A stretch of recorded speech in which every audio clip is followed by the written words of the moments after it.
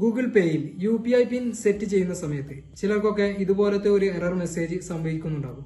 എന്തുകൊണ്ടാണ് ഈ ഒരു എറർ മെസ്സേജ് സംഭവിക്കുന്നത് എന്നതിനെ കുറിച്ചാണ് ഈ വീഡിയോ. നമുക്ക് വീഡിയോയിലേക്ക് കടക്കുന്ന മുമ്പ് നിങ്ങൾ ആദ്യമായിട്ടാണ് ഈ ചാനൽ വീഡിയോ കാണുന്നതെങ്കിൽ തീർച്ചയായും നമ്മുടെ ചാനൽ മറക്കാതെ സബ്സ്ക്രൈബ് ചെയ്തേക്കുക. അതുപോലെ തന്നെ ഈ വീഡിയോയുമായി ബന്ധപ്പെട്ട് എന്തെങ്കിലും സംശയം ഉണ്ടെങ്കിൽ താഴെ കമന്റ് സെക്ഷനിൽ അറിയിക്കുക. ഓക്കെ, അപ്പൊ നമുക്ക് വീഡിയോയിലേക്ക് കടക്കാം.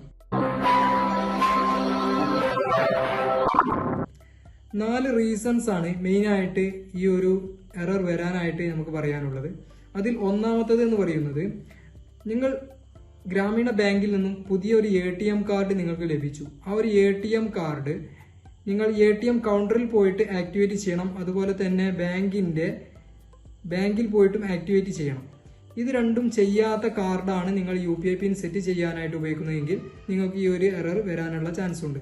അതുപോലെ തന്നെ രണ്ടാമത്തെ റീസൺ ആയിട്ട് നമുക്ക് പറയാനുള്ളത്, നിങ്ങൾ ഈ UPI പിൻ സെറ്റ് ചെയ്യുന്ന സമയത്ത് ഈ ഒരു കാർഡിന്റെ ഡീറ്റെയിൽസ് എൻ്റർ ചെയ്യുമല്ലോ.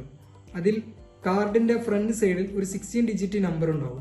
ആ 16 ഡിജിറ്റിൽ അവസാനത്തെ 6 ഡിജിറ്റ് നമ്പർ നിങ്ങൾ എൻ്റർ ചെയ്തത് മിസ്റ്റേക്ക് ആയി സംഭവിച്ചിട്ടുണ്ടെങ്കിൽ തീർച്ചയായും ഈ ഒരു എറർ മെസ്സേജ് വരും. അതുപോലെ തന്നെ ആ ഒരു കാർഡിന്റെ തന്നെ ഫ്രണ്ട് 16 ഡിജിറ്റ് നമ്പറിന്റെ താഴത്തായിട്ട് ആ ഒരു കാർഡിന്റെ എക്സ്പയറി ഡേറ്റ് ഉണ്ടാകും. ഈ ഒരു എക്സ്പയറി ഡേറ്റും നിങ്ങൾ തെറ്റായിട്ടാണ് എൻ്റർ ചെയ്തത് എങ്കിൽ ഈ ഒരു എറർ മെസ്സേജ് ഉണ്ടാകും.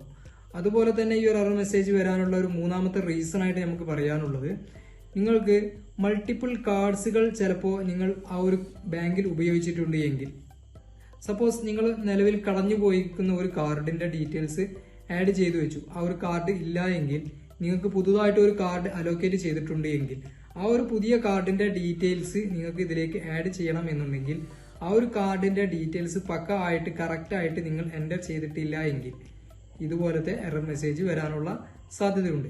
അപ്പോൾ ഇത്രയും റീസൺസ് കാരണം നിങ്ങൾക്ക് ആ ഒരു കാർഡിൽ ഇതുപോലത്തെ ഒരു എറർ മെസ്സേജ് സംഭവിക്കുവാനുള്ള ചാൻസ് ഉണ്ട്. ഓക്കെ, അപ്പോൾ നമുക്ക് ഈ കാർഡ് എങ്ങനെയാണ് ആക്ടിവേറ്റ് ചെയ്യുന്നത് എന്ന് അതുമായി ബന്ധപ്പെട്ടിട്ടുള്ള ഒരു വീഡിയോ ഞാൻ നെക്സ്റ്റ് ആയിട്ട് ചെയ്യുന്നുണ്ട്.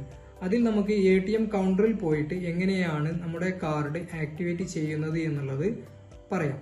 ഓക്കെ, അപ്പോൾ അടുത്ത വീഡിയോയിലൂടെ വീണ്ടും കാണാം. ഇത്രയേ ഉള്ളൂ ഈ വീഡിയോയുമായി ബന്ധപ്പെട്ട് എന്തെങ്കിലും സംശയങ്ങളുണ്ടെങ്കിൽ താഴെ കമന്റ് സെക്ഷനിൽ അറിയിക്കുക. ഓക്കെ, അടുത്ത വീഡിയോയിൽ വീണ്ടും കാണാം.